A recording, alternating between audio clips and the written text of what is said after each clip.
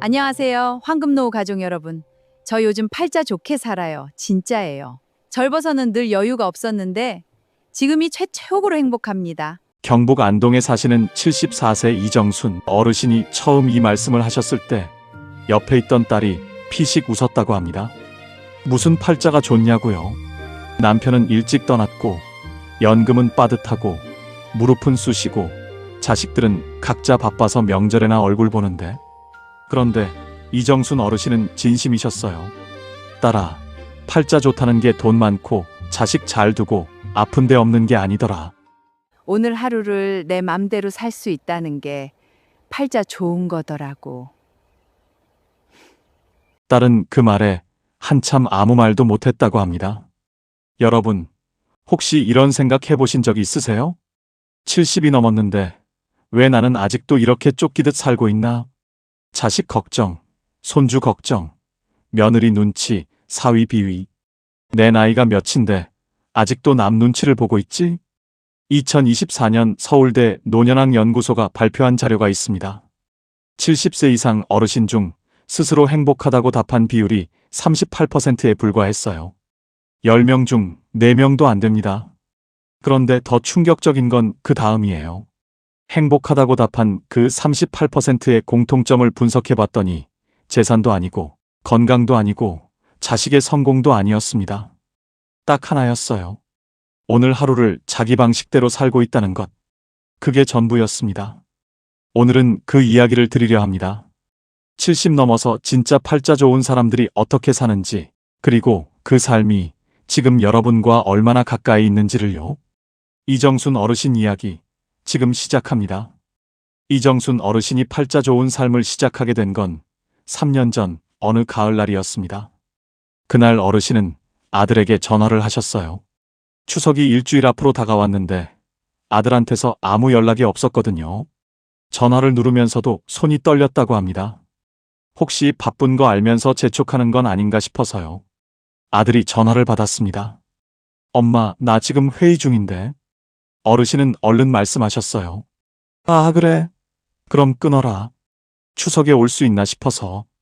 아들이 잠깐 멈추더니 말했습니다. 엄마, 올해 처가 쪽 행사가 있어서 아마 못 갈 것 같아. 미리 말 못해서 미안해. 어르신은 괜찮다고 하셨어요. 그리고 전화를 끊으셨습니다. 그런데 전화를 끊고 나서 어르신은 한참을 그 자리에 서 계셨어요. 괜찮지 않았습니다. 명절에 혼자 밥 먹는 게 이번이 처음이 아닌데도 그날은 왜인지 유독 가슴이 무거웠어요. 어르신은 천천히 안방으로 들어가 거울 앞에 앉으셨습니다. 거울 속에 74년을 살아온 얼굴이 있었어요.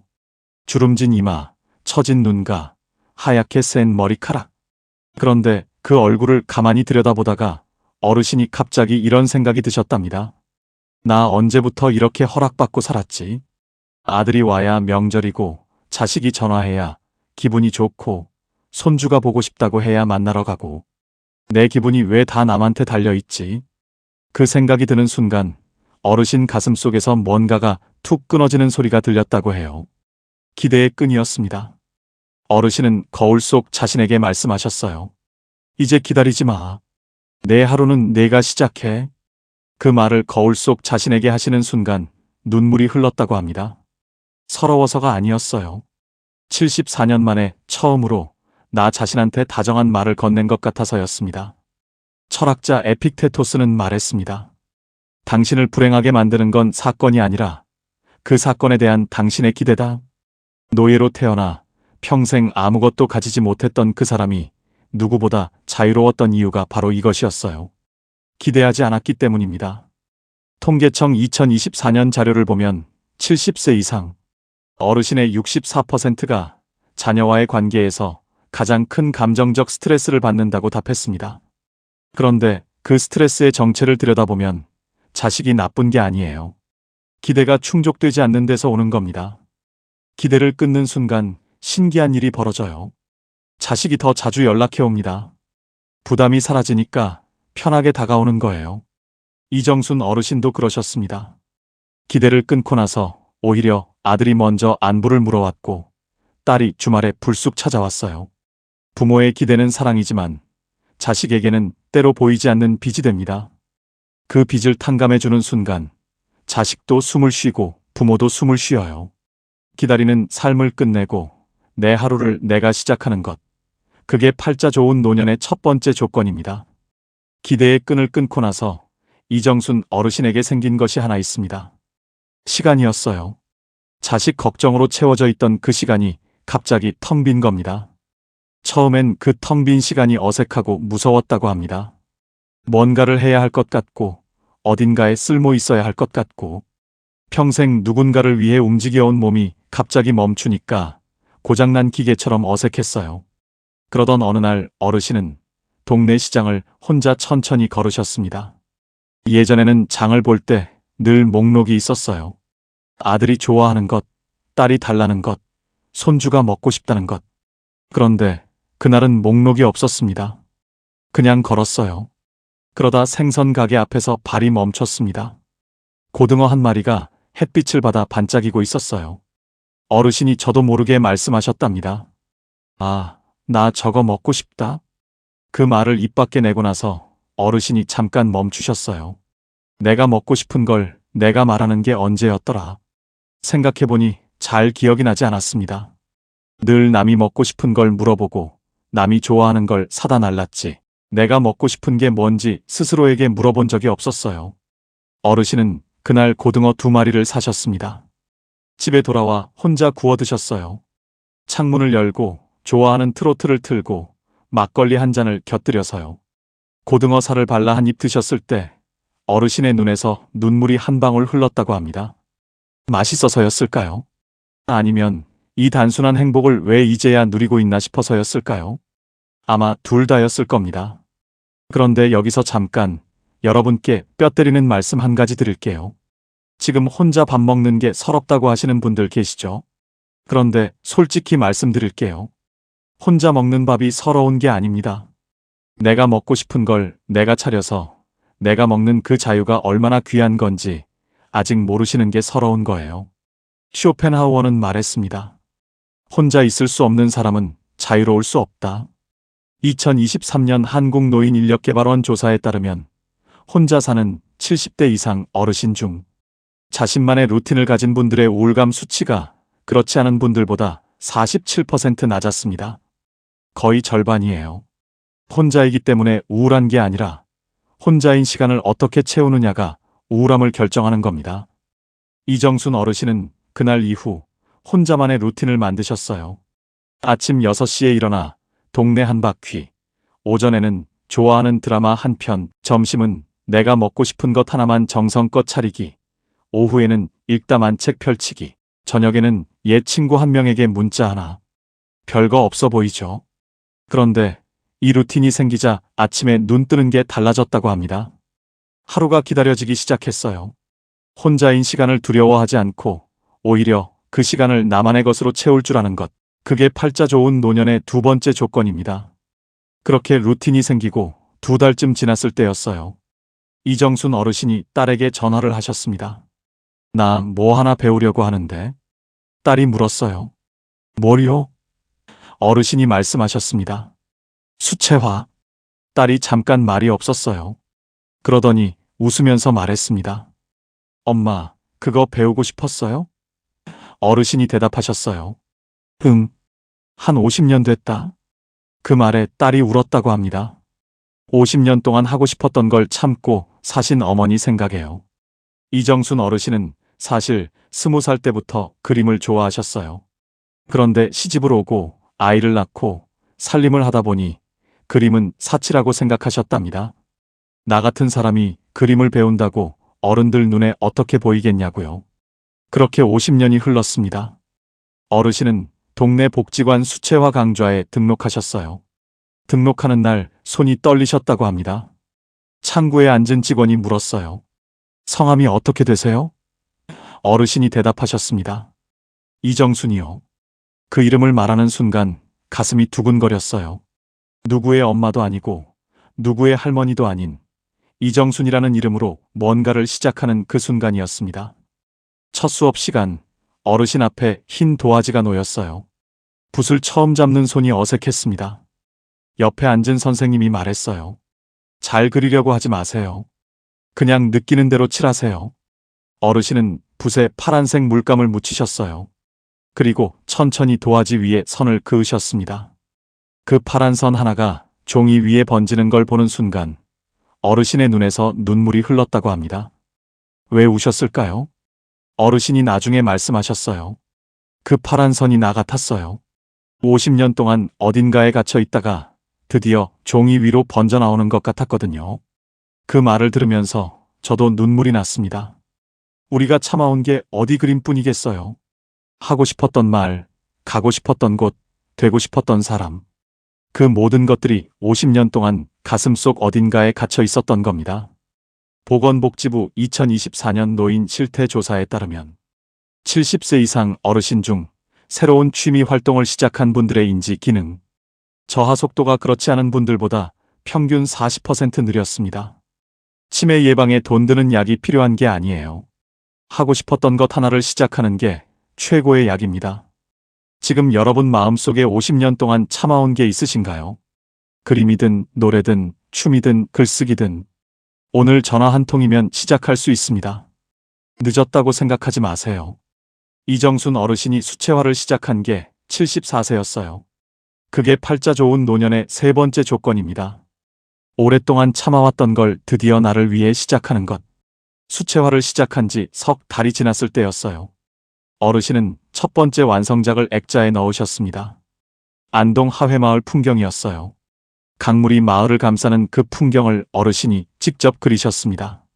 완성도가 어떠냐고요? 선생님이 그랬대요. 어머니, 이거 진짜 잘 그리셨는데요. 어르신이 수줍게 웃으시면서 말씀하셨답니다. 처음 그린 거예요. 50년 만에. 그 액자를 거실벽에 거셨어요. 그리고 그날 저녁 어르신은 오래된 일기장을 꺼내셨습니다. 30년 전에 쓰다 만 일기장이었어요.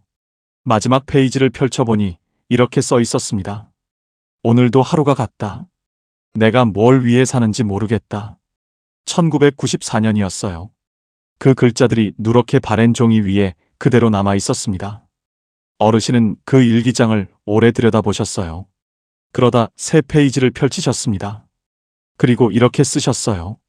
2024년 오늘 나는 내가 왜 사는지 알 것 같다. 그림을 그리기 위해서. 그리고 내일 또 그림을 그리기 위해서. 30년 만에 다시 쓴 일기였어요. 그 일기장이 지금 어르신 책상 위에 놓여 있습니다. 매일 한 줄씩 쓰고 계세요. 어르신이 말씀하셨어요. 30년 전 나한테 미안했어요. 그때 그 나에게 지금 내가 이렇게 살고 있다고 전해주고 싶었어요. 그 말이 가슴을 쿵 치지 않으셨나요? 30년 전 일기에 내가 왜 사는지 모르겠다고 쓰셨던 분이 지금은 내일 또 그림을 그리기 위해 산다고 쓰고 계신 겁니다. 그게 바뀐 거예요. 돈이 생긴 게 아닙니다. 자식이 달라진 게 아니에요.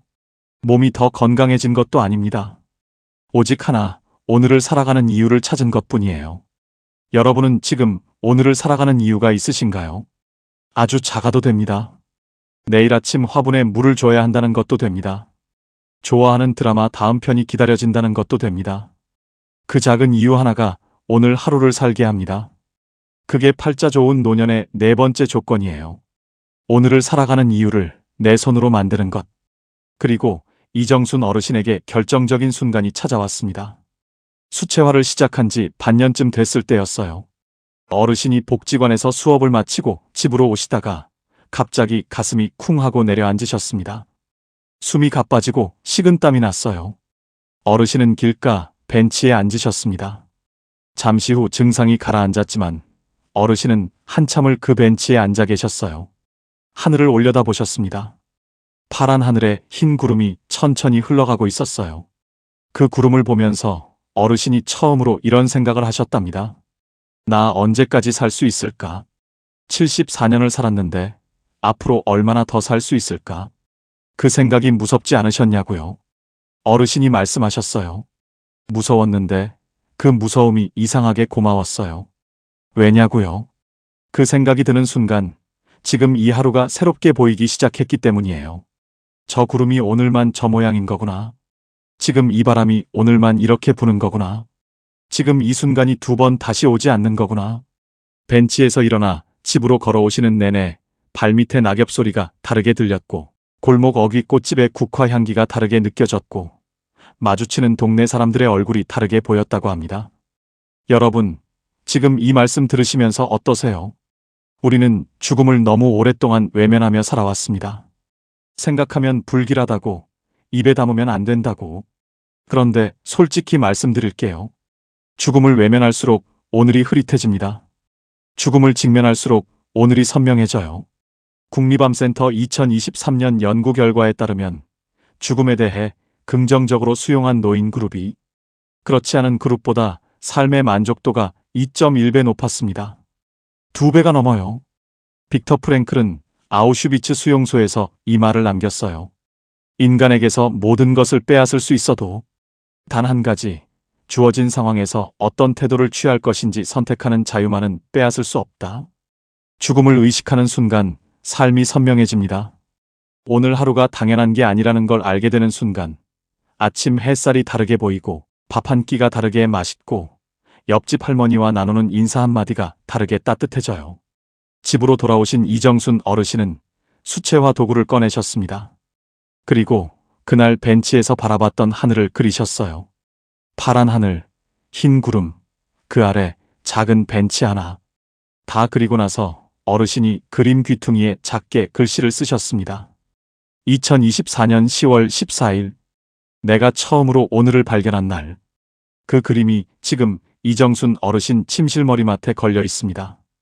아침에 눈을 뜨면 가장 먼저 그 그림이 보여요. 어르신이 말씀하셨습니다. 그 그림 보면서 매일 아침 이렇게 생각해요. 오늘 또 살았네. 오늘도 살아볼까? 언제까지 살지 모른다는 사실을 알기 때문에 오늘 하루를 더 뜨겁게 사는 것. 그게 팔자 좋은 노년의 5번째 조건입니다.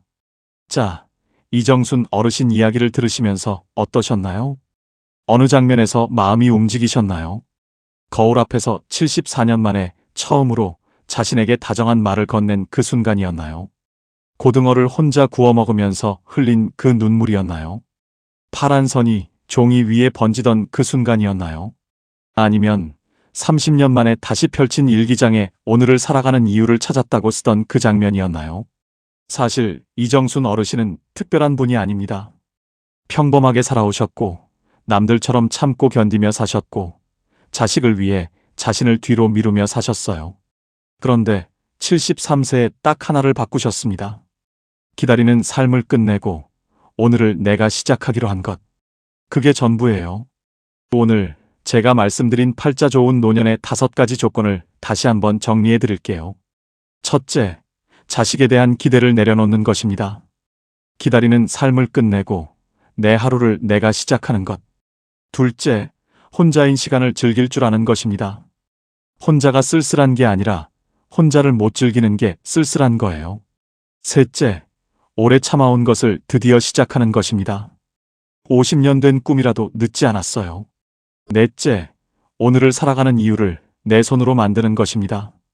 아주 작아도 됩니다. 다섯째, 오늘이 마지막일 수 있다는 걸 알기 때문에 오늘을 더 뜨겁게 사는 것입니다. 여러분, 팔자는 하늘이 정해주는 게 아닙니다. 내가 선택하는 거예요. 돈이 많아서 팔자 좋은 게 아닙니다. 자식이 잘나서 팔자 좋은 게 아니에요. 오늘 하루를 내 방식대로 살 수 있는 사람이 진짜 팔자 좋은 겁니다. 이정순 어르신이 마지막으로 이런 말씀을 하셨어요.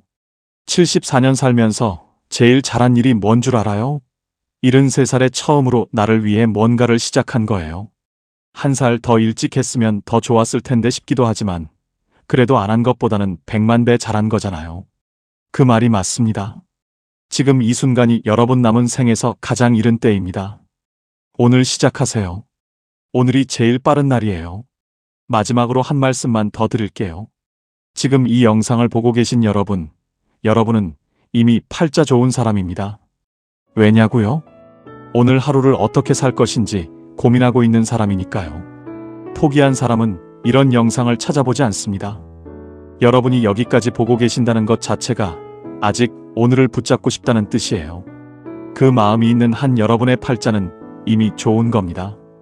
오늘도 끝까지 함께 해주셔서 진심으로 감사드립니다. 지금까지 황금 노후였습니다.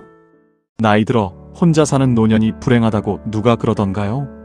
오늘 저는 절대 그렇지 않다는 실제 이야기를 하려고 합니다. 연금 90만 원으로 혼자 사시는 한 어르신이 그러시더라고요. 요즘이 인생에서 제일 행복하다고요. 너무 놀라워서 처음엔 저도 안 믿었습니다. 90만 원으로 어떻게 그게 가능하지 싶었거든요. 그런데 경험담을 끝까지 들어보니 알겠더라고요. 이분 진짜 맞는 말씀 하신다는 걸요. 이 영상 끝까지 보시면요. 90만 원으로도 매일이 기다려지는 삶을 만든 방법을 알게 되실 겁니다. 진짜로요. 올해 74이신 이영자 어르신, 부산 사하구 작은 아파트에 혼자 사십니다. 남편을 3년 전에 먼저 보내셨어요. 유족연금과 국민연금을 합쳐 매달 90만 원이 들어옵니다. 그게 전부예요. 자식한테 손 벌리고 싶지 않으셨답니다. 그렇다고 방법이 있는 것도 아니었어요. 그런데 그분이 그러시더라고요. 사라진대요. 그것도 아주 잘 사라진다고요. 근데 그 말씀이 진짜 되기까지 시간이 좀 걸렸답니다. 처음부터 천국은 아니었거든요. 솔직히 이게 지금 대한민국에서 혼자 사는 70대 어르신들의 현실입니다. 통계청 자료를 보면 혼자 사는 70대 어르신이 200만 명을 넘었어요. 그 숫자 안에 사람이 있습니다. 아침에 눈을 떠도 일어날 이유를 찾지 못하는 사람. 하루 종일 텔레비전만 틀어놓고 시간이 지나가기를 기다리는 사람. 저녁 밥상을 혼자 차리고 혼자 먹고 혼자 치우는 사람. 밤이 오면 조용한 집안이 무섭다고 느끼는 사람. 혹시 지금 이 말이 내 이야기 같으십니까? 이영자 어르신도 그러셨어요. 혼자 된 첫 딸엔 어르신도 새벽마다 깨셨답니다. 영감 옆자리가 텅 비어 있는 걸 손으로 더듬으면서요. 이불이 차갑잖아요. 그게 그렇게 실감이 나더라는 거예요. 그 차가움이 한참을 갔답니다. 38년을 같이 잔 자리인데 하루아침에 그렇게 됐어요. 그때만 해도 어르신은 인생이 끝난 줄 아셨답니다. 진짜로요. 남편 따라 금방 가겠지 싶으셨대요. 밥을 먹다가 수저를 내려놓고 멍하니 계실 때가 많아졌어요. 냉장고 문을 열어놓은 채 한참 멍하니 서 있는 날도 많아지셨습니다. 내가 뭘 꺼내려고 여기 왔더라.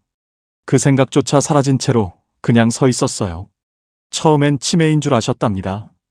병원에 가셨더니 의사가 이렇게 말했어요. 어르신은 치매보다 외로움이 더 깊습니다. 그 말이 집에 오는 버스 안에서 계속 귀에 맴돌았답니다. 외로움. 병명도 아닌 그 말이 어르신 가슴 안에서 한참을 울렸어요. 솔직히 외로움은 우리가 생각하는 것보다 훨씬 무서운 거예요.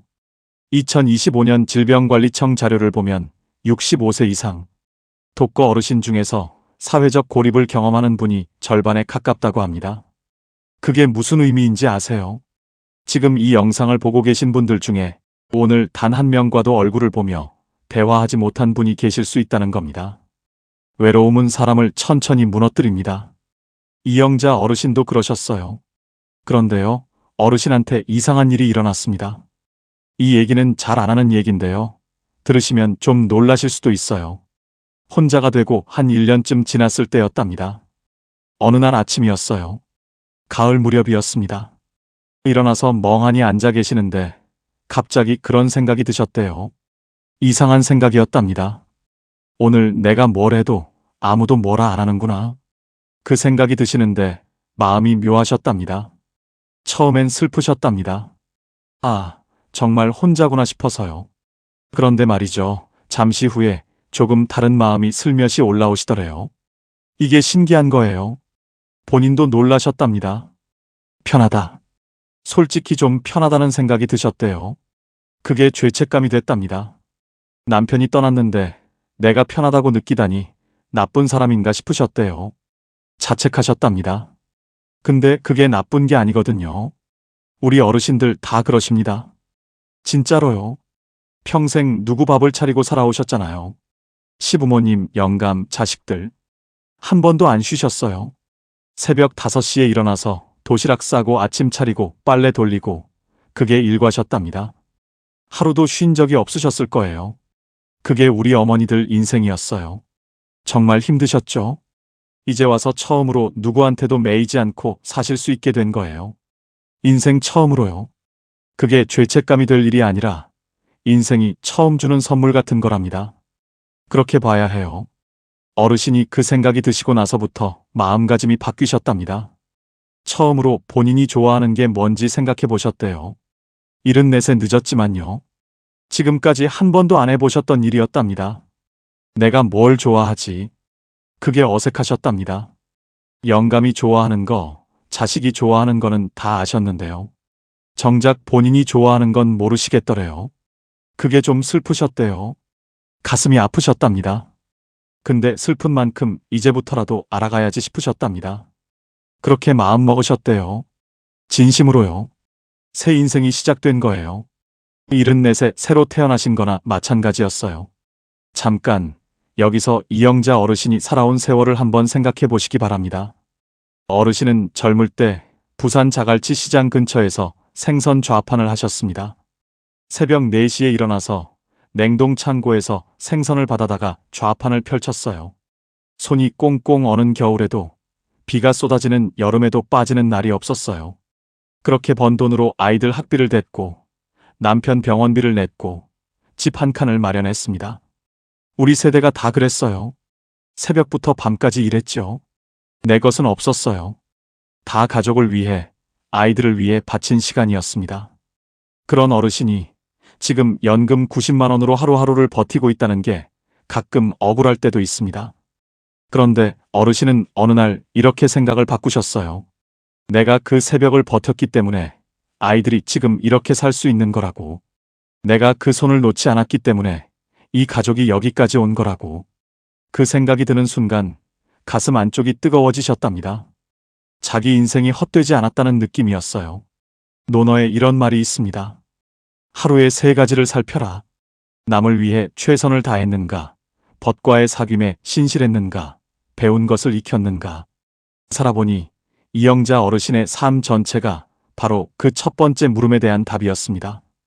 평생 남을 위해 최선을 다하셨어요. 그런데 정작 어르신 자신을 위한 시간은 없었습니다. 그게 지금 이 조용한 집안에서 더 크게 느껴지는 거예요. 남편 기일이었습니다. 어르신은 그날 제사 음식을 혼자 차리셨어요. 전을 부치고 탕을 끓이고 과일을 깎으셨습니다. 다 차려놓고 절을 하시다가 그 자리에서 그냥 주저앉으셨어요. 울음이 나왔는데 소리도 안 나왔답니다. 그냥 눈물이 흘렀어요. 이 많은 음식을 나 혼자 어떻게 먹나. 그 생각이 드니까 더 눈물이 났습니다. 사람은 혼자 있을 때 가장 빨리 무너진다는 거 진짜예요. 이건 의지가 약해서가 아닙니다. 사람은 원래 혼자 살도록 만들어지지 않았기 때문이에요. 다산 정약용 선생은 18년의 유배 생활 중에 이런 글을 남기셨습니다. 사람이 사람을 그리워하는 것은 밥이 밥을 부르는 것과 같다. 사람은 사람 곁에 있어야 비로소 살 수 있다고요. 살아보니 그 말이 이영자 어르신의 그 밥상 앞에서도 그대로였어요. 그런데 회복이 한 번에 오지 않았습니다. 딸이 복지관에 한번 가보라고 권했는데 싫었답니다. 거기 가면 나 혼자라는 게 더 티나는 것 같았거든요. 산책이라도 나가세요 하면 신발을 신었다가 다시 벗으셨어요. 나가서 뭐 하나 싶으셨답니다. 그렇게 또 일주일이 지났어요. 그렇게 또 한 달이 지났습니다. 솔직히 이게 현실이에요. 외로움은 한 번 결심한다고 사라지지 않아요. 나갔다가 더 쓸쓸해져서 돌아오는 날도 있습니다. 그래도 어르신은 다음 날 또 나가셨습니다. 집에 있으면 더 나빠지는 걸 알고 계셨거든요. 나이 들수록 이런 시간이 참 많아집니다. 잘 안 되는 줄 알면서도 또 해보는 그 시간들이요. 삶이 바뀌기 시작한 건 거창한 계기가 아니었어요. 어느 화요일 오전이었습니다. 마트에 장을 보러 가셨어요. 두부 하나, 계란 한 판, 콩나물 한 봉지를 장바구니에 넣으시고 계산을 기다리고 계셨어요. 삼겹살이 먹고 싶었지만 오늘도 두부를 집으셨답니다. 그때 옆줄에 서 계시던 어르신이 말을 거셨어요. 어머, 저도 두부 샀네요. 요즘 두부가 좋더라고요. 그게 전부였습니다. 짧은 한마디였어요. 그런데 이영자 어르신은 그날 집에 오는 버스 안에서 이상하게 마음이 따뜻하셨답니다. 누군가가 나한테 말을 걸어줬다는 것, 누군가가 나를 봐줬다는 것. 그게 그렇게 따뜻할 수 있는 줄 몰랐어요. 진짜로요. 사람 한 명의 온기가 사람을 다시 살게 해요. 이게 과장이 아닙니다. 2025년 보건복지부 자료를 보면 주 1회 이상 이웃과 대화하는 독거 어르신이 그렇지 않은 분보다 우울감이 절반 가까이 낮다고 합니다. 거창한 것이 필요한 게 아니에요. 마트 계산대에서의 짧은 한마디, 산책길에서의 눈인사 하나. 그게 사람을 살리는 겁니다. 진짜로요. 그날 이후 어르신은 조금씩 달라지기 시작하셨어요. 첫 번째 변화는 아침 산책이었답니다. 첫날 신발을 신고 나갔다가 골목 끝까지 걷고 그냥 돌아오셨어요. 아무도 말을 안 걸었거든요. 집에 와서 오히려 더 허전하셨답니다. 그래도 다음날 또 나가셨어요. 사흘째 되던 날 앞집 할머니가 화분에 물을 주고 계셨어요. 어르신이 지나가다 그냥 인사를 하셨습니다. 안녕하세요. 그 할머니가 웃으시면서 인사를 받아주셨어요. 그게 그렇게 좋으셨답니다. 인사를 받아준다는 것. 내가 여기 있다는 걸 누군가가 안다는 것. 그게 그 아침을 버티게 해줬습니다. 두 번째 변화는 복지관이었어요. 처음엔 문 앞까지 갔다가 그냥 돌아오셨답니다. 안에서 웃음소리가 들렸거든요. 저 안에서 나만 혼자 겉도는 것 같아서요. 그 다음 주에 다시 가셨습니다. 이번엔 안으로 들어가셨어요. 복지관 체조 교실이었답니다. 강사가 동작을 알려주는데 어르신이 따라하다가 옆에 계신 분이랑 눈이 딱 마주쳤어요. 둘 다 웃었습니다. 그냥 웃었어요. 이유 없이 웃은 게 얼마만인지 어르신은 잠깐 멍하셨답니다. 세 번째 변화는 노래교실이었어요. 복지관에서 노래교실이 있다고 해서 따라가 보셨어요. 처음엔 뒷자리에 앉으셨답니다. 그런데 강사가 노래를 시작하는데 아는 노래였어요. 젊을 때 좋아하던 노래였습니다. 입이 저절로 따라 움직였어요. 어르신은 그날 처음으로 남편이 떠난 뒤 처음으로 노래를 하셨습니다. 목소리가 떨렸어요. 눈물이 살짝 났습니다. 그런데 이상하게 기분이 나쁘지 않았답니다. 법구경에 이런 말이 있습니다. 마음이 모든 것에 앞선다. 마음이 주인이고 마음이 만든다. 어르신이 그날 노래를 부르기로 마음먹은 그 순간 이미 삶이 바뀌기 시작한 거예요. 그리고 어느 날 어르신이 오래 미루어 두셨던 일을 하셨습니다. 남편 옷장을 여는 것이었어요. 남편이 떠난 뒤 3년 동안 그 옷장 문을 한 번도 열지 않으셨답니다. 열면 무너질 것 같으셨거든요. 그날도 처음엔 문 앞에서 한참을 서 계셨어요. 손잡이에 손을 얹었다가 다시 내리셨습니다. 그러다 어르신이 천천히 문을 여셨어요. 남편 옷들이 그대로 걸려 있었습니다. 작업복, 나들이 갈 때 입던 남색 점퍼, 명절에 입던 한복. 냄새가 났어요. 남편 냄새가 아직 남아 있었습니다. 어르신은 그 자리에서 다리에 힘이 풀리셨어요. 주저앉으셨습니다. 소리 없이 우셨답니다. 작업복을 보니까 생각이 났어요. 이 옷 입고 새벽에 나가던 사람. 밥도 못 먹고 나갈 때 내가 주먹밥 싸줬는데. 남색 점퍼를 보니까 또 생각이 났어요. 결혼 기념일에 같이 해운대 갔을 때 이거 입었는데. 바람이 엄청 불었는데. 내 손 꼭 잡아줬는데. 그러다 어르신이 그 점퍼를 꺼내서 팔을 한번 넣어 보셨어요. 너무 컸습니다. 남편이 어르신보다 훨씬 크셨거든요. 그 헐렁함이 이상하게 따뜻했답니다. 어르신이 속으로 이렇게 말씀하셨어요. 나 잘 살고 있어. 걱정 마. 있는 것이 아닙니다. 마음속으로 보내는 거예요. 그 사람이 사라지는 게 아니에요. 내 안으로 들어오는 겁니다. 어르신은 그날 남편 옷들을 하나씩 정리하셨어요. 깨끗하게 접어서 상자에 담으셨습니다. 그 상자는 버리지 않으셨어요. 옷장 제일 안쪽에 두셨습니다. 거기 있는 거 알면서 매일 살아가는 거예요. 그날 어르신이 옷장 문을 닫으시면서 이렇게 생각하셨답니다. 이제 좀 살 수 있겠다. 그 생각이 어디서 왔는지 모르겠지만 그냥 그런 생각이 들었어요. 그리고 어르신에게 또 한 번의 변화가 찾아왔습니다. 복지관 체조교실에 새로 오신 분이 계셨어요. 간 남편을 잃으신 분이었습니다. 얼굴이 창백했어요. 눈빛이 멍해 있었습니다. 어르신은 그분을 보는 순간 가슴이 철렁했답니다. 저분이 지금 내가 그때 느꼈던 것을 느끼고 있구나. 1년 전 자신의 모습이었어요. 어르신은 그분 옆에 가서 앉으셨어요. 처음엔 아무 말도 안 하셨습니다. 그냥 옆에 앉아 계셨어요. 그러다 짧게 말씀하셨습니다. 어서 오셨어요. 그분이 고개를 끄덕이셨어요. 그게 전부였습니다. 그날 어르신은 집에 오는 버스 안에서 이상하게 마음이 따뜻하셨답니다. 내가 누군가에게 필요했다는 느낌, 내가 옆에 있어서 저분이 조금 덜 외로웠을 것 같다는 느낌. 신기하다. 정말 신기하다 싶으셨답니다. 누군가를 위로해주는 사람이 됐네.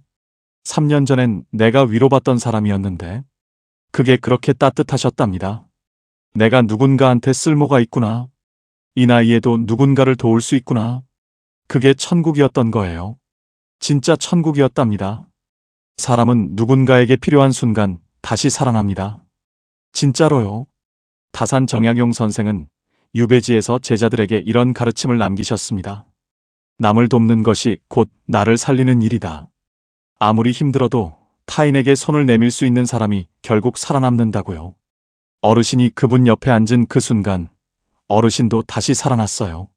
이제 이영자 어르신이 삶을 바꾼 방법을 구체적으로 말씀드릴게요. 대단한 것이 아니에요. 누구나 오늘 당장 시작할 수 있는 것들이랍니다. 첫 번째는 아침에 일어나면 이불을 개는 거예요. 너무 쉬운 일이라고 생각하실 수 있어요. 그런데 이 작은 행동 하나가 하루를 완전히 다르게 만듭니다. 진짜로요. 방이 정돈되면 마음도 정돈돼요. 두 번째는 매일 30분씩 걷는 거예요. 거창한 운동 안 하셔도 됩니다. 집 앞 골목이든 동네 공원이든 어디든 상관없어요. 천천히 걸으면 됩니다. 매일 같은 시간에 걸으면 같은 시간에 걷는 사람들과 얼굴이 익어가요. 그 짧은 인사 하나가 하루를 혼자가 아닌 것처럼 만들어줘요. 세 번째는 밥을 제대로 차려 먹는 거예요. 밥 한 공기를 제대로 짓고 국 하나를 끓이는 것. 그게 나를 돌보는 거예요. 나를 돌보는 것이 나를 존중하는 겁니다. 네 번째는 가계부를 쓰는 거예요. 수첩 한 권 사서 매일 쓴 돈을 적어보세요. 한 달, 두 달 적다 보면 신기한 게 보이기 시작해요. 길이 보이기 시작하는 거예요. 숫자를 알면 무섭지 않대요. 모를 때가 제일 무서운 거랍니다. 다섯 번째는 일주일에 한 번 새로운 사람에게 먼저 인사를 건네는 거예요. 오늘 날씨 좋네요. 이 한마디면 됩니다. 짧은 인사 하나가 하루를 다르게 만들어요. 진짜로요. 여섯 번째는 복지관 프로그램에 하나만 참여해보는 거예요. 잘해야 한다는 부담 가질 필요 없어요. 중요한 건 정해진 시간에 정해진 장소에 가는 것 자체예요. 그게 생활의 리듬을 만들어줍니다. 일곱 번째는 하루 끝에 스스로에게 한마디 해주는 거예요. 오늘 하루도 잘 살았다. 이 한마디를 자기 자신에게 말해주세요. 법구경에 이런 말이 있어요. 자기 자신을 등불로 삼고 자기 자신을 의지처로 삼아라. 남에게서 칭찬을 기다리기 전에 먼저 내가 나를 다독여주는 것. 그게 노년을 버티는 가장 단단한 힘이랍니다. 요즘 이영자 어르신의 하루는 달라졌어요. 아침 7시에 눈을 뜨십니다. 이제는 일어나야 할 이유가 생겼어요. 이불을 개시고 물을 끓이고 믹스커피를 타고 베란다에 나가십니다. 부산 앞바다 쪽으로 아침 햇살이 들어와요. 어르신은 그 햇살을 손으로 한번 받아보십니다. 따뜻합니다. 죽 한 그릇을 끓이세요. 혼자 드시지만 이제는 천천히 드십니다. 맛을 느끼면서요. 산책을 나가십니다. 골목 앞집 할머니한테 인사를 하십니다. 마트에서 장을 보실 때 오늘은 두부 말고 고등어를 집으셨어요. 이번 달은 조금 아껴서 먹고 싶은 거 하나 사기로 하셨거든요. 복지관 체조교실에 가서 옆분과 웃으십니다. 노래교실에서 아는 노래가 나오면 목소리를 내세요. 집에 돌아오시면 따뜻한 차 한 잔을 끓이십니다. 남편 사진 앞에 잠깐 앉으세요. 여보, 나 잘 살고 있어. 그렇게 하루가 끝납니다. 연금 90만 원은 변하지 않았습니다. 혼자 사는 것도 그대로예요. 그런데 어르신의 하루는 3년 전과 완전히 달라져 있었어요. 돈이 늘어난 게 아닙니다. 마음이 바뀐 거예요. 그 작은 변화가 하루를 바꾸고 한 달을 바꾸고 삶 전체를 바꿔놓았습니다. 진짜로요. 어르신이 마지막으로 한마디 하셨어요. 이건 꼭 전해달라고 하셨답니다. 혹시 지금 혼자라서 슬프신 분 계시면요. 슬퍼하지 마시랍니다. 혼자라는 게 불행이 아니래요. 새로운 시작이라고 생각하시랍니다. 평생 누구 챙기느라 못했던 것들, 이제부터 하시면 된다고요. 늦지 않으셨답니다. 하고 싶은 거 하시고, 드시고 싶은 거 드시고, 가고 싶은 데 가세요. 본인 마음대로요. 그렇게 사시는 게 잘 사시는 거랍니다. 진짜로요. 어르신이 보증하셨어요. 혹시 지금 새벽에 깨서 천장 보고 계신가요? 통장 보고 한숨 쉬고 계신가요? 괜찮습니다. 당신만 그런 거 아니에요. 그런데 그 새벽이 영원하지 않다는 거, 그것만 기억해 주세요. 오늘부터 작은 거 하나만 시작해 보세요. 이불 개기도 좋고, 동네 한 바퀴 걷기도 좋고, 이웃한테 인사 한마디도 좋습니다. 그 하나가 인생을 바꿉니다. 진짜로요. 오늘 이야기가 마음에 와닿으셨다면 비슷한 상황에 계신 분들께 공유해 주시고, 나이 들어 혼자 살면서도 이렇게 잘 살고 있다는 사연도 댓글로 함께 나눠주세요. 오늘도 끝까지 함께 해주셔서 진심으로 감사드립니다. 지금까지 황금노후였습니다. 여러분, 살다 보면 이런 사람 주변에 꼭 한 명씩 있지 않으세요? 나이는 나랑 비슷한데 뭔가 달라 보이는 사람. 특별히 돈이 많은 것도 아니고 자식이 대단한 것도 아닌데 만나고 나면 왠지 모르게 기분이 좋아지는 사람. 얼굴에 늘 옅은 웃음이 있고 말에 여유가 있고 오늘 점심 뭐 먹을까 고민하는 그 표정이 진짜 행복해 보이는 사람. 그 사람 보면서 한 번쯤 이런 생각 드신 적 없으세요? 저 사람은 뭐가 저렇게 편할까? 나이 들수록 팔자 좋은 사람은 따로 있습니다. 젊었을 때는 몰랐어요. 그때는 돈 많은 사람이 팔자 좋은 줄 알았고 자식 잘 된 사람이 팔자 좋은 줄 알았습니다. 그런데 70이 넘어 보니까 진짜로 부러운 사람은 따로 있었습니다. 아침에 눈을 뜨면서 오늘 또 뭘 하나 설레는 사람. 혼자 있어도 심심하지 않은 사람. 자식한테 전화할 때 부탁이 아니라 그냥 보고 싶어서 전화하는 사람. 병원에 가도 주눅 들지 않고 식당에 혼자 들어가도 당당한 사람. 이런 사람이 70 넘어서 진짜 상팔자입니다. 그런데 가만히 보면 이 사람들한테는 공통점이 있어요. 타고난 게 아닙니다. 어느 날 조용히 선택을 바꾼 사람들이에요. 오늘 저는 여러분께 70이 넘어서도 매일 아침이 소풍 같은 사람들의 공통된 선택 8가지를 하나씩 이야기해 드리려 합니다. 실제로 우리나라 70대 어르신 10명 중 4명 이상이 외로움을 자주 느낀다고 보건복지부 조사에서 밝혀졌어요. 그런데 그 옆에서 혼자서도 충만하게 살아가는 어르신들이 분명히 있습니다. 그 차이가 어디서 오는지 오늘 끝까지 함께 보시면 알게 되실 거예요. 법구경에 이런 말이 있습니다. 스스로를 섬으로 삼으라고요. 남을 의지처로 삼지 말라고요. 2500년 전 말씀인데 오늘 이 순간 이보다 더 정확한 말이 없어요. 그래서 노년은 갈립니다. 완전히 다르게 살게 돼요. 60세 이후라면 반드시 끝까지 보셔야 합니다. 노년에 진짜 팔자 좋은 사람들의 8가지 공통점. 나는 팔자가 좋은가? 나는 지금 잘 살고 있는가? 고민하시는 분들은 오늘 이야기를 끝까지 들어보세요. 이야기가 끝날 때쯤엔 여러분은 인생의 해답을 얻으시고 마음이 편해질 겁니다. 자, 중요한 이야기 지금부터 시작하겠습니다. 경상북도 포항에 사시는 73세 김정호 어르신과 74세 박순길 어르신은 50년 지기 친구입니다. 같은 학교를 나왔고 비슷한 시기에 결혼했고 비슷하게 자식을 키웠어요. 재산도 비슷하고 건강도 비슷합니다. 그런데 지금 두 분의 하루는 완전히 다릅니다. 김정호 어르신은 매일 아침 6시에 눈을 뜹니다. 혼자 밥을 지어 드시고 동네 한 바퀴를 걷고 오후엔 복지관에서 바둑을 두십니다. 저녁엔 좋아하는 책 몇 쪽을 읽다가 잠이 드세요. 재산이 많은 것도 아닙니다. 화려한 것도 없어요. 그런데 이 어르신 얼굴에는 늘 옅은 웃음이 있습니다. 반면 박순길 어르신은 요즘 하루 대부분을 소파에서 보내십니다.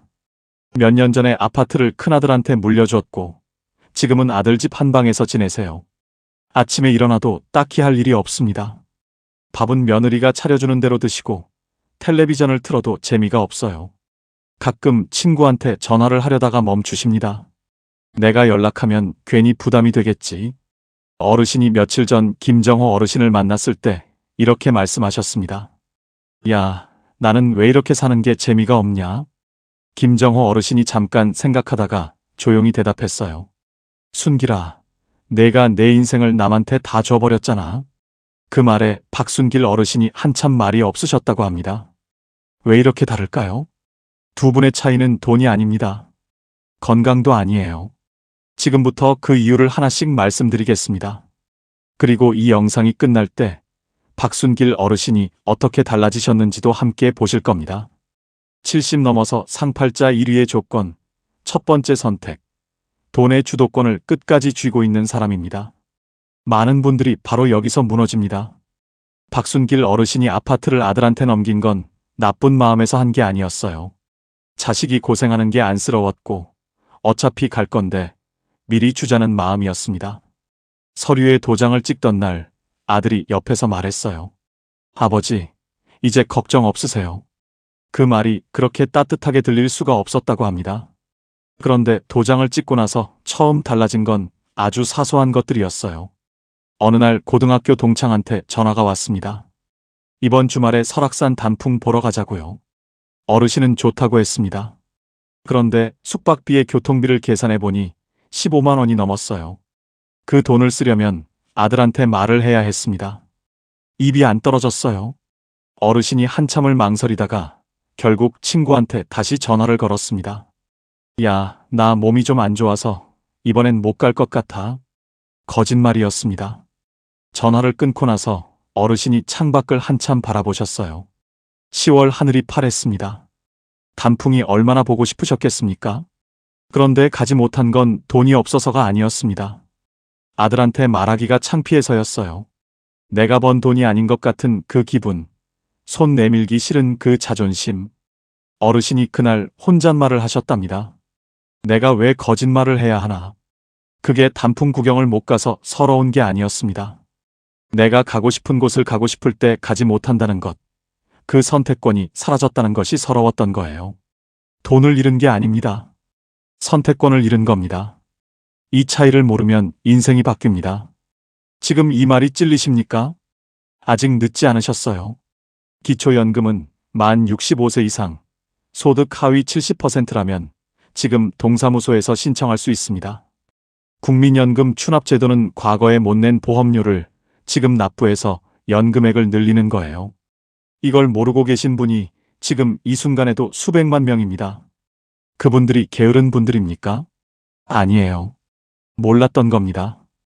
연금은 이겁니다. 젊은 내가 늙은 나한테 매달 보내는 편지예요. 그 편지 안에 이렇게 써 있습니다. 수고했어. 이제 쉬어도 돼. 여기 생활비. 과거의 내가 미래의 나한테 보내는 선물이에요. 그 선물을 아직 준비 못하신 분, 지금 당장 국민연금공단에 전화 한 통 하십시오. 본인 몫의 돈은 마지막까지 본인 손에 쥐고 계십시오. 그게 자식 앞에서도 당당하고 세상 앞에서도 흔들리지 않는 힘입니다. 박순길 어르신은 그날 이후 처음으로 국민연금공단 전화번호를 검색하셨습니다. 아주 작은 시작이었어요. 두 번째 선택, 사람을 정리할 줄 아는 사람입니다. 충청북도 청주에 사시는 75세 홍순희 어르신은 젊은 시절부터 동네에서 인심 좋기로 소문난 분이셨어요. 누가 부르면 제일 먼저 달려가고 모임이라면 빠지는 법이 없었습니다. 그런데 70이 넘어가면서 이상한 일이 생겼어요. 친구를 만나고 오면 오히려 더 피곤한 겁니다. 어떤 친구는 만날 때마다 자식 자랑만 늘어놓아요. 우리 아들이 이번에 부장 됐어. 며느리가 얼마나 살뜰한지. 그 이야기를 들으면서 어르신은 웃고 있지만 속으로는 괜히 자기 자식 생각이 납니다. 우리 아들은 명절에도 얼굴 보기 힘든데. 그 비교가 집에 돌아오는 버스 안에서 슬픔이 되는 거예요. 또 어떤 친구는 만날 때마다 세상 불평만 합니다. 정치가 어떻고 며느리가 어떻고 허리가 어떻고. 한 시간을 듣고 나면 내 허리도 덩달아 아픈 것 같아요. 지금 딱 한 명 떠오르셨죠? 결정적인 날이 있었습니다.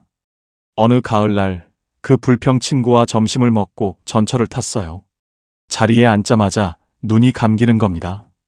밥도 먹었는데 왜 이렇게 기운이 없지? 몸이 피곤한 게 아니었어요. 2시간 동안 친구 이야기를 들어주느라 마음이 탈진해버린 거였습니다. 그때 어르신이 조용히 생각하셨어요. 나 얼마나 남았다고. 이 귀한 시간을 이렇게 써도 되나?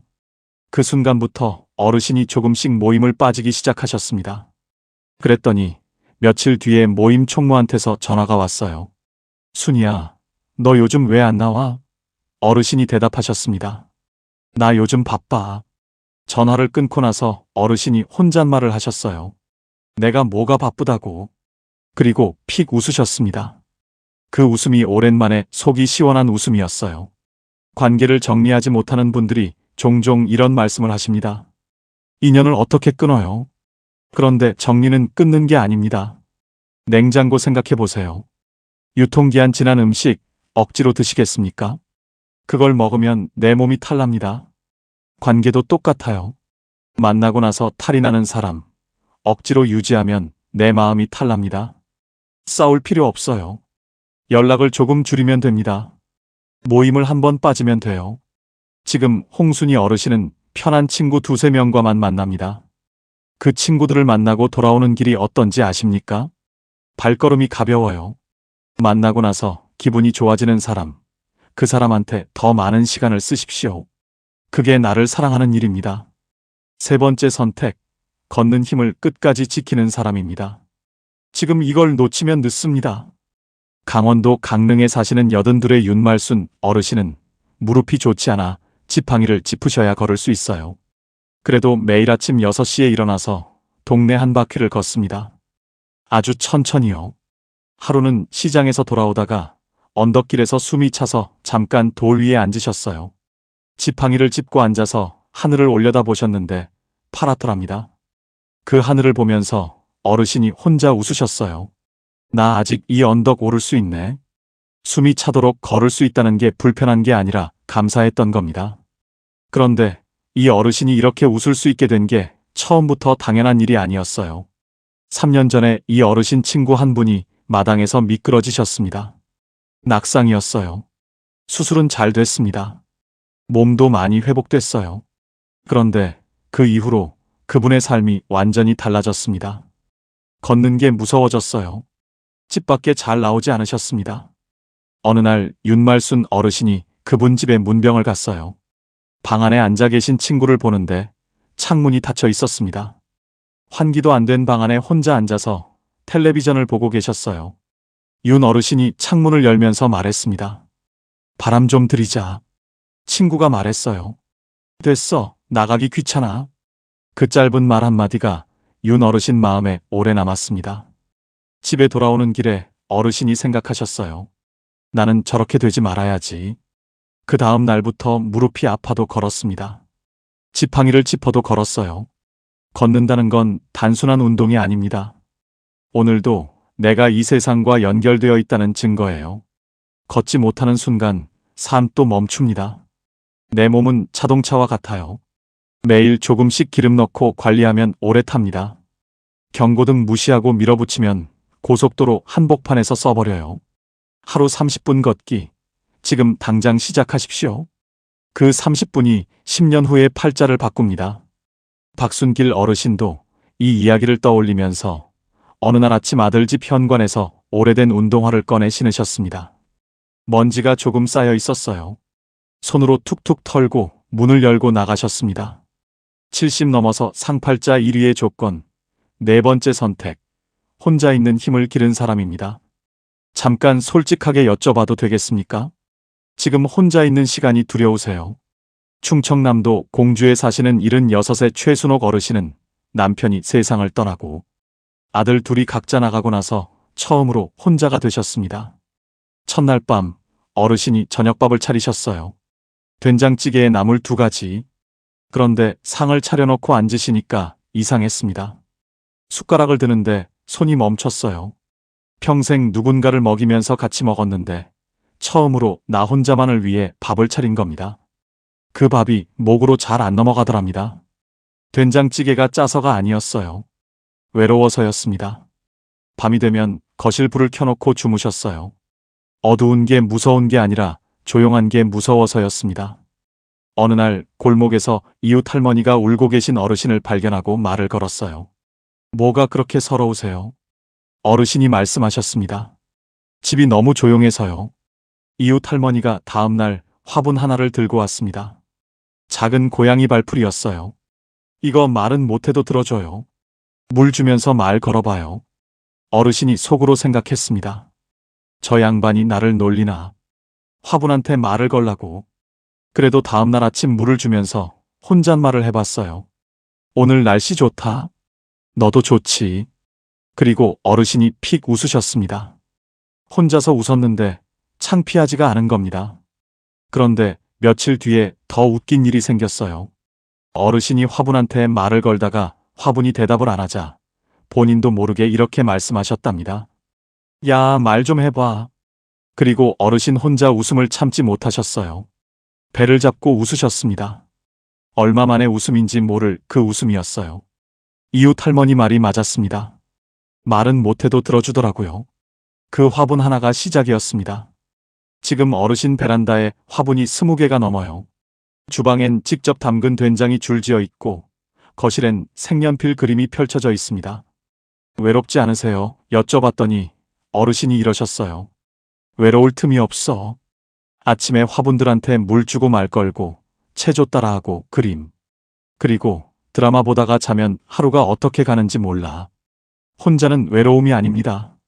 아무도 눈치 볼 필요 없이 내 마음대로 하루를 채울 수 있다는 것. 그게 나이 들어서야 얻는 진짜 자유예요. 5번째 선택. 하루 루틴을 가진 사람입니다. 많은 분들이 여기서 무너집니다. 혹시 이런 경험 있으세요? 아침에 눈을 떴는데 오늘 뭘 해야 할지 모르겠는 그 막막함. 경기도 수원에 사시는 74세 강인수 어르신은 30년을 매일 아침 출근하던 분이셨습니다. 은퇴하고 나서 처음 2달 어르신이 어떻게 보내셨는지 아세요? 어느 날 오후 2시에 거울 앞에 서셨는데 수염이 며칠 것이 자라 있었습니다. 그리고 어르신이 생각하셨어요. 내가 마지막으로 면도한 게 언제였지? 기억이 안 나는 겁니다. 그 순간 어르신이 무섭더랍니다. 내가 사라지고 있는 것 같은 느낌이요. 거울 속 낯선 얼굴을 한참 바라보다가 어르신이 조용히 면도를 하셨어요. 그리고 그날부터 루틴을 만드셨습니다. 매일 아침 면도부터 하기로요. 아무 계획이 없어도 아무데도 안 가는 날도 무조건 면도부터. 그게 시작이었어요. 면도를 하면 씻게 되고 씻으면 옷을 갈아입게 되고 옷을 갈아입으면 밖에 나가고 싶어집니다. 어느 날 며느리가 깔끔하게 차려입고 소파에 앉아 계신 어르신을 보더니 물었어요. 아버님, 오늘 어디 가세요? 어르신이 대답하셨습니다. 아니. 며느리가 고개를 갸웃하고 들어갔어요. 아무데도 안 갑니다. 그냥 오늘 하루를 제대로 맞이하고 싶었던 거예요. 그게 다입니다. 작은 루틴 하나가 하루 전체를 바꿉니다. 나이 들수록 아무도 내 시간을 짜주지 않습니다. 스스로 하루를 설계할 수 있는 사람과 그렇지 못한 사람의 차이는 생각보다 훨씬 커요. 오늘 당장 내일 아침 딱 하나만 정하십시오.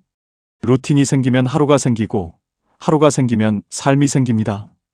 6번째 선택. 가족과 적당한 거리를 유지하는 사람입니다. 이 대목에서 한숨 나오시는 분 계세요. 전라남도 순천에 사시는 72살의 장귀래 어르신은 자식들이 전부였습니다. 자식이 잘 되면 내가 잘 된 것 같고 자식이 힘들면 내가 더 힘들었어요. 그런데 나이가 드니까 기대하면 할수록 서운함이 커지는 겁니다. 명절에 오겠다던 아들이 일이 생겼다며 못 온다고 하면 밥이 안 넘어가요. 그 서운함이 어느 날 말로 터졌습니다. 너희가 나한테 그럴 수 있어. 그 말 한마디에 아들이 전화를 뚝 끊었어요. 그날 밤 어르신이 방에서 혼자 얼마나 오래 우셨는지 모릅니다. 자식한테 상처를 주려던 게 아니었는데, 서운한 마음을 표현하려 했던 건데. 그런데 며칠 뒤 어르신이 혼자 조용히 생각을 하셨어요. 내가 저 나이 때 내 부모님한테 얼마나 자주 전화했나. 솔직히 떠올려 보니까 한 달에 한두 번이었습니다. 그때 나는 나쁜 자식이었나? 아니에요. 그냥 바빴던 겁니다. 내 자식들도 지금 그냥 바쁜 거예요. 그 깨달음이 왔을 때 어르신 마음속에서 서운함이 스르르 녹더랍니다. 자식과의 관계는 연과 같아요. 줄을 너무 팽팽하게 당기면 끊어집니다. 너무 풀어버리면 날아가 버려요. 딱 적당히 줄을 쥐고 있어야 연이 가장 높이 납니다. 자식에게 기대는 마음을 조금 내려놓으십시오. 그 빈자리를 내가 채울 수 있을 때 오히려 자식이 더 자주 생각나고 더 자주 연락이 옵니다.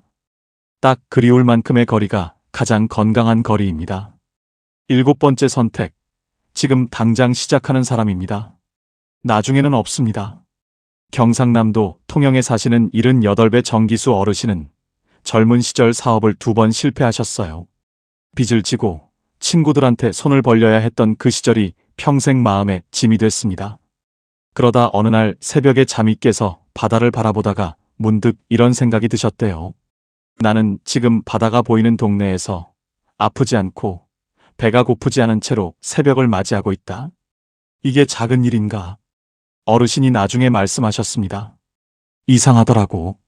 사업 잘 되던 시절엔 이 바다가 그냥 바다였어. 그런데 그날 새벽엔 바다가 파랗고 바람이 차고 나는 여기 있구나 싶은 거야. 그게 다야. 근데 그게 좋더라고.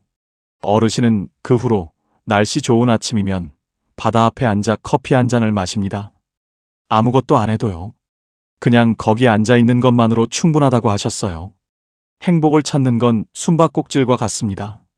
술래가 온 동네를 뛰어다니는데 그 친구가 바로 자기 집 뒤에 숨어 있었던 거예요. 우리가 그렇게 오래 찾아다닌 행복이 오늘 아침 밥상 위에, 창밖 나무 위에, 지금 이 따뜻한 방 안에 이미 있었습니다. 다산 정약용 선생은 말씀하셨습니다. 평범한 하루가 쌓여 비범한 인생이 된다고요. 지금 시작하십시오. 박순길 어르신도 어느 날 아침 커피 한 잔을 들고 처음으로 베란다에 나가 앉으셨습니다. 아무 생각 없이 하늘을 한번 올려다보셨어요. 파랗더랍니다. 70 넘어서 상팔자 1위의 조건, 8번째 선택입니다. 오늘 이야기 중에서 가장 중요한 이야기예요. 이 대목에서 많은 분들이 눈물을 흘리십니다. 죽음을 준비한 사람입니다. 경상북도 안동에 사시는 78배 이말순 어르신 이야기를 들어주십시오. 어르신은 평생 무뚝뚝한 분이셨습니다. 자식들한테 사랑한다는 말, 고맙다는 말, 단 한 번도 하신 적이 없으셨어요. 그게 어르신 세대의 방식이었습니다. 말하지 않아도 알겠지. 내가 이렇게 살아온 게 다 너희를 위해서인데. 그런데 70 중반을 넘어서면서 어르신한테 이상한 마음이 들기 시작했어요. 내가 갑자기 쓰러지면 어떡하지? 내가 미처 못한 말들이 있는데. 어느 날 밤 잠이 안 와서 어르신이 일어나 부엌에 앉으셨습니다. 그러다 서랍에서 편지지를 꺼내셨어요. 맏아들한테 편지를 쓰기 시작하셨습니다. 처음엔 잘 써지지 않았어요. 무슨 말을 어떻게 써야 할지 몰랐습니다. 한참을 멍하니 편지지를 바라보다가 그냥 생각나는 대로 쓰기 시작하셨어요. 내가 태어나던 날 이야기를 쓰셨습니다. 영하 15도 한겨울 새벽에 아버지가 손수레를 끌고 산부인과까지 뛰어갔던 이야기. 돈이 없어서 병원비를 못 낼까봐 아버지 손이 떨렸다는 이야기. 그 손수레 위에서 내가 태어났다는 이야기. 그걸 쓰다가 어르신 눈물이 편지지에 떨어졌습니다. 한 방울, 두 방울. 편지지가 번졌어요. 어르신이 손등으로 눈물을 닦으시면서 계속 쓰셨습니다. 미안하다는 말도 쓰셨어요. 바쁘다는 핑계로 내 학교 운동회에 한 번도 못 간 것. 내가 사춘기 때 혼내기만 하고 안아주지 못한 것. 결혼식 날 내 손잡고 아무 말도 못한 것. 그 미안함들을 처음으로 글로 쓰셨어요. 새벽 2시에 시작한 편지가 4시가 됐습니다. 편지를 다 쓰고 봉투에 넣으신 뒤 어르신이 부엌에 그냥 앉아 계셨어요. 창밖이 조금씩 밝아오고 있었습니다. 그때 어르신이 이상한 기분이 드셨다고 합니다. 마음이 가볍더랍니다. 수십 년을 가슴에 품고 있던 무언가가 그 편지 안으로 들어간 것 같은 느낌이었어요. 어르신은 그날부터 차례로 편지를 쓰셨습니다. 둘째 아들한테, 딸한테, 며느리한테, 그리고 마지막으로 편지 한 통을 더 쓰셨어요. 돌아가신 남편한테요. 여기서 잠깐 이 장면을 들으시는 여러분 마음이 어떠십니까? 평생 함께 살았지만 한 번도 제대로 하지 못한 말들. 어르신이 썼습니다. 고생시켜서 미안하다고. 당신이 먼저 가서 나 혼자 남겨진 게 원망스러웠다고. 그래도 당신이랑 살아서 참 좋았다고. 편지를 다 쓰고 나서 어르신이 말씀하셨어요. 있잖아. 이상하게 이걸 하고 나니까 오늘 하루가 더 소중해. 아침 햇살이 더 따뜻하고 밥이 더 맛있어. 죽음을 생각하면 삶이 흐릿해지는 게 아닙니다. 오히려 삶이 더 선명해져요. 두려워서 외면하면 오늘이 불안합니다. 준비하면 오늘이 선물이 돼요. 지금 가슴에 품고만 있고 전하지 못한 말이 있으십니까? 미안하다는 말, 고맙다는 말, 사랑한다는 말. 그 말을 오늘 하십시오. 편지도 좋고 전화 한 통도 좋고 문자 한 줄도 좋습니다. 그 말이 상대방한테 전해지는 순간 여러분 마음도 함께 가벼워집니다. 이말순 어르신의 편지는 지금도 맏아들 서랍 안에 있어요. 어르신이 먼저 가신 뒤에 아들이 그 편지를 발견했습니다. 읽다가 아들이 한참을 울었다고 해요. 그리고 이렇게 말했습니다. 어머니가 이런 말을 하실 줄 몰랐어요. 진작 알았더라면 나도 더 자주 전화했을 텐데. 그 한마디가 이 이야기의 전부입니다. 자, 지금까지 70 넘어서 상팔자로 사는 분들의 8가지 선택을 함께 살펴봤습니다. 이제 박순길 어르신 이야기를 마무리해 드릴게요. 사는 게 재미없다던 그 어르신이 조금씩 달라지기 시작하셨습니다. 국민연금공단에 전화 한 통을 하셨고, 불편한 친구 모임을 한번 빠지셨고, 오래된 운동화를 꺼내 신고 동네를 걸으셨고, 베란다에서 커피 한 잔을 마시셨습니다. 거창한 게 하나도 없어요. 그런데 어느 날 아침 골목길을 걷다가 고양이 한 마리를 만나셨습니다. 고양이가 어르신을 빤히 쳐다봤어요. 어르신이 쭈그리고 앉아서 말을 걸었습니다. 너도 아침 일찍 나왔네. 고양이가 야옹했어요. 어르신이 그 자리에서 혼자 웃으셨습니다. 아무 이유 없이 그냥 나온 웃음이었어요. 얼마만인지 모를 그 웃음이었습니다. 그날 저녁 김정호 어르신한테 전화를 하셨어요. 야, 나 오늘 고양이한테 말 걸었어. 김정호 어르신이 웃으면서 말했습니다. 거봐, 사는 게 별게 아니잖아. 70 넘어서 편하게 사는 사람은 특별한 사람이 아닙니다. 버릴 건 버리고 지킬 건 지킨 사람이에요. 첫째, 돈의 주도권을 끝까지 쥔 사람. 둘째, 사람을 정리할 줄 아는 사람. 셋째, 걷는 힘을 지킨 사람. 넷째, 혼자 있는 힘을 기른 사람. 다섯째, 하루 루틴을 가진 사람. 여섯째, 가족과 적당한 거리를 유지한 사람. 일곱째, 지금 당장 시작한 사람. 여덟째, 죽음을 준비한 사람. 이 8가지 중에서 지금 여러분은 몇 개를 가지고 계세요? 가장 바꾸고 싶은 것은 무엇인가요? 오늘 이 이야기를 들으시면서 눈물이 나신 분 계십니까? 그 눈물이 뭔지 아세요? 그건 나도 그러고 싶었는데 라는 마음입니다. 나도 당당하게 살고 싶었고, 나도 하고 싶은 말을 하고 싶었고, 나도 오늘 하루를 더 감사하게 살고 싶었던 마음. 그 마음이 아직 여러분 안에 살아있다는 겁니다. 포기하지 않으셨다는 거예요.